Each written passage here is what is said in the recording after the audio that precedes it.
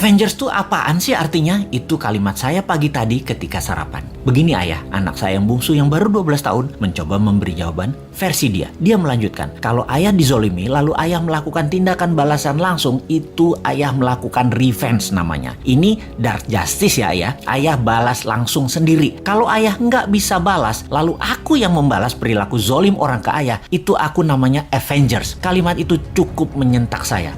Lumayan juga diajari anak zilenial ini. Straight to the gut, langsung tonjok perut. Dia melanjutkan, jadi ide-ide ayah di sosmed kalau banyak yang bergerak lalu membuat kekuatan melawan Thanos dunia, mereka adalah Avengers di dunia nyata.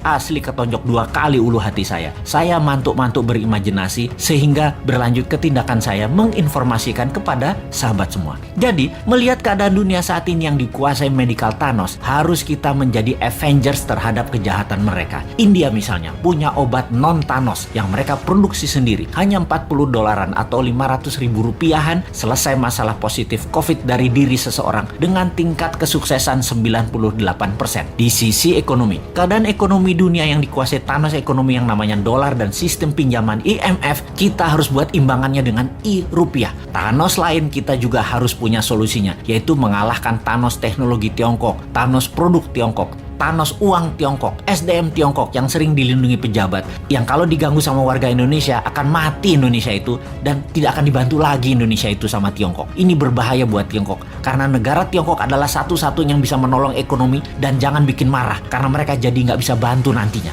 Pejabat segitu rendahnya ya ke NKRI-anmu, kok herannya masih berkuasa dia, padahal rakyat nggak pilih dia loh, tapi dia bisa melakukan apa aja saat ini. Segitu kuatnya tanaman program mindset di masyarakat ya. Tapi bener deh, saat ini buzzer banyak yang japri DM ke Bosman untuk tobat, bahwa setelah keluarga mereka banyak terpapar COVID dan bahkan meninggal, mereka mikir juga untuk selamanya menjadi corong semu kebenaran. Waduh, bahaya ini kalau lover jadi hater. Kita tidak boleh membenci saudara sebangsa. Kita hanya mengingatkan perilakunya buzzer yang menjadi ancaman integritas dengan produknya membenci sesama anak bangsa. Kita harus sudahi. Para buzzer, tobat. Andalah pemecah belah kesatuan NKRI. Juga mereka di sekeliling pejabat di istana yang parnoan karena tidak ingin sisi lain anak bangsa dapat porsi, menjadi pembisik pejabat dengan memberikan informasi untuk membenci kelompok yang menjual agama. Dan ini adalah generalisir yang berbahaya. Pendekatan solusi tersering dengan kekerasan itu juga harus disudahi. Ini bisa semakin meruncing perbedaan, dan ini menunjukkan ketidaknegarawanan pejabat serba bisa itu. Karena apa-apa dia yang ditugaskan untuk menyelesaikan harusnya dirangkul. Harusnya anak itu kalau salah jangan dimarahi atau dihukum, tetapi dirangkul. Pak Harto sukses selama 32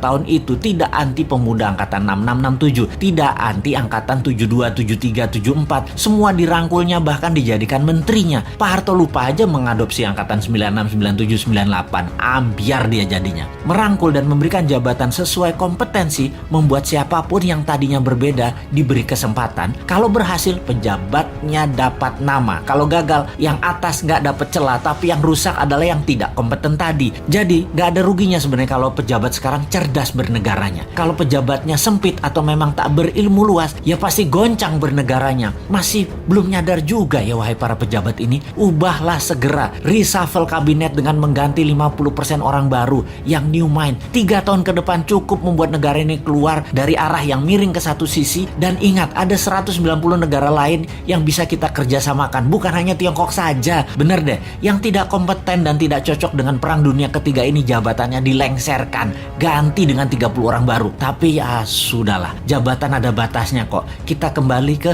Avengers. Dunia saat ini dikuasai dark side, dikuasai Thanos. Pertama, kita harus melakukan pemahaman dulu bahwa globalis cabal itu ada, tindakannya kejam, dan negara-negara pejabatnya yang lemah nasionalismenya pasti kemakan mereka, dan negaranya tadi jadi jajahan versi baru. Kita harus edukasi bangsa Indonesia ini jangan bergantung pada asing-asing dan globalis, tetapi kita harus berdikari, kekuatan ekonomi sendiri, kekuatan kesehatan sendiri, bergandeng tangan dengan mereka yang nasionalis di luar juga banyak, seperti India salah satunya. Jauh-jauh hari Bosman mengatakan obat post-COVID India akan menjadi terkuat di luar Tiongkok dan globalis. Sungguh, India is the next China. Afrika is the next province of China. Indonesia bisa the next Amerika kalau pemerintahnya paham. Tapi urusan ini kita biarkan dulu. Sebarkan video-video Bosman ini untuk masyarakat memahami globalis musuh kita bersama dan oligarki perusak sistem bernegara Indonesia. Kita harus memberikan pemahaman bernegara level dunia demi NKRI utuh di bawah panji Avengers New Mind, yaitu Anda semua sahabat. Anda adalah Avengers New Mind.